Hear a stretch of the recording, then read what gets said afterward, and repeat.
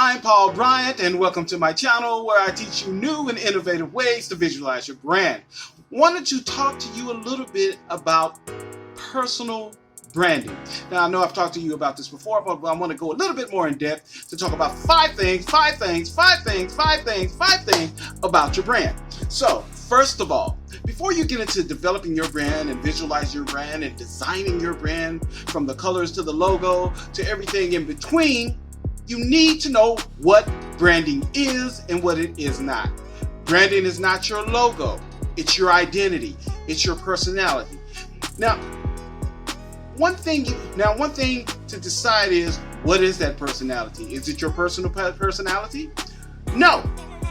It's your personal business personality. What you project, what you want your potential clients to see. For example, you go to a barbershop. We're talking about the men's. We love to go to the barbershop. I heard this from one of my mentors, and he said he went to a barbershop. But he went to a barbershop, they gave him something to drink, they gave him magazines, they sit him down, they massaged his face, and they did all these extra little things and made him feel special. And he kept going back, not because of the haircuts being so great, but he kept going back because they made him feel special. His treatment, that was part of their brand. It was not just the visual. It was a nice place, everything was set up great, but the way they treated him was the main thing that was part of their brand. Same thing with you. What is your brand personality? Do you believe in superior customer service? Do you believe in presenting yourself in a luxurious way to make your client feel special? Do you believe in presenting yourself in a quirky way or a zany way? I've talked about this before. Or do you believe in just being super serious, getting the job done, and getting it done in a timely manner? All these things have to do with your brand. Another thing about your brand is your brand colors. You need to really have that defined. I've run into so many people and I say, what are your brand colors? Do you have your hex colors? And they're like, what is that? Well, your hex colors are the specific code for each color in your brand. And you need to have your brand developed. You need to know what your colors are. You need to know what the mood of your brand is. You need to know what the feel of your brand is. And the color helps you express all these things. If you don't know what your potential dynamic and most used colors are, how are you going to have a logo to present your brand? Speaking of logo, that's number 3. You need to have a definitive logo. It needs to be crisp. It needs to be definitive. It needs to be expressive.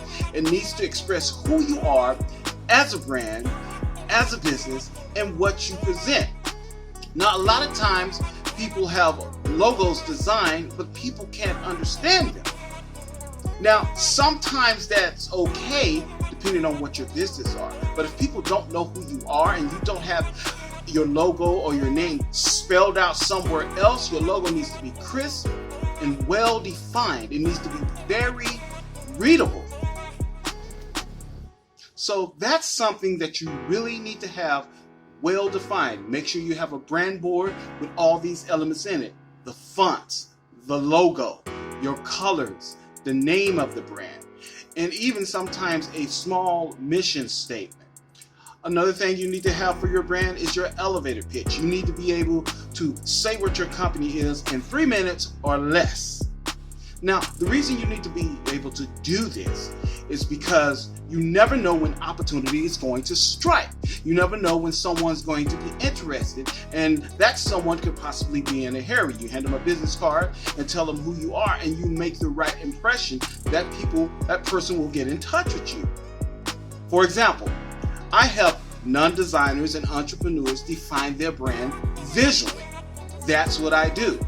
And I teach them how to do that themselves.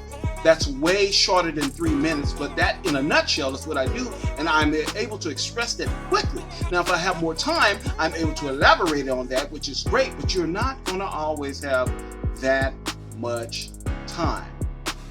And another thing you should have, a lot of people don't have this in this day and age. It's just a shame, but you need to have a website. Even if it's a 3-page website defining who you are and what you do and why you do it, have that up. Because if you don't have some form of website something for them to go to, because your website being your storefront, nobody's going to know who you are. And a lot of times you don't have a website, you don't have credibility. Now, this is something that you must have in today's age. A lot of people don't believe that, but especially now, can you imagine not having a website to send people to when we're dealing with what we're dealing with now? They've just begun here in the Dallas-Fort Worth area to open up slowly some of the businesses, but it's been 2 months. And can you imagine trying to do business or having some place to send somebody to so you can express your business in a visual way? Can you imagine not having that? So make sure you have some form of website. I have a couple of videos that are coming up. I'm going to show you how to do this absolutely free, with the exception of paying for your URL, and you only have to pay for that once a year, and it's always between $9.99 and $15 every single year. Aside from that, you can set up a beautiful website absolutely free, and I have some tutorials that's going to come up in the near future to show you at least 2 ways to do that. And finally, know your audience and know them well. How do you know your audience? You look at what you offer and see who is interested in what you offer. Once you find out who is interested in what you offer, then you can get a definitive audience. Now, also do this. When you're offering something, do your research. Make sure there's some type of demand for it. Because if there's no demand for what you're offering, what's the point? So make sure you do your research.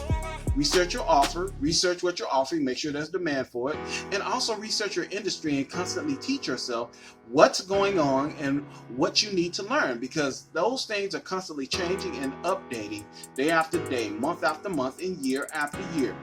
And as a little bonus tip, know who you are. Be confident in who you are and what you offer. And if you're having problems, if you feel like it hasn't come yet, understand it's going to come. Keep pushing forward, keep learning. It's going to come, because the point of all these little tidbits that I'm telling you is just to get you to see there are some things you may not have that you need. But more than that is the fact that you need to keep pushing. Don't give up, because you haven't failed until you've given up. I'm going to say that again. You have not failed until you've given up. So what I'm saying to you is keep pushing. It's going to come. I know there's somebody out there is like, why haven't I got my YouTube channel up and running like I should yet? Why am I not getting visits? Why is my business not taking off? Why is this not happening? Why is that not happening? Keep working at it. Keep pushing at it. Keep developing it. Keep believing in it. Keep pushing with your passion. I promise you, it's going to happen. Don't give up. Keep pushing forward, and it will happen for you. Sometimes it takes some more time than others, but that's okay. At the end of the day, it will happen. For now, just concentrate on the journey. Make sure you're doing what you love, and enjoy it. Enjoy life. So work hard, play hard. So if you like this video, make sure you subscribe, hit the like button, share it with your friends. If you didn't like it, hit the dislike button and still share it with your friends. Leave some comments below, and I'll see you next time. Until then, be visually stunning.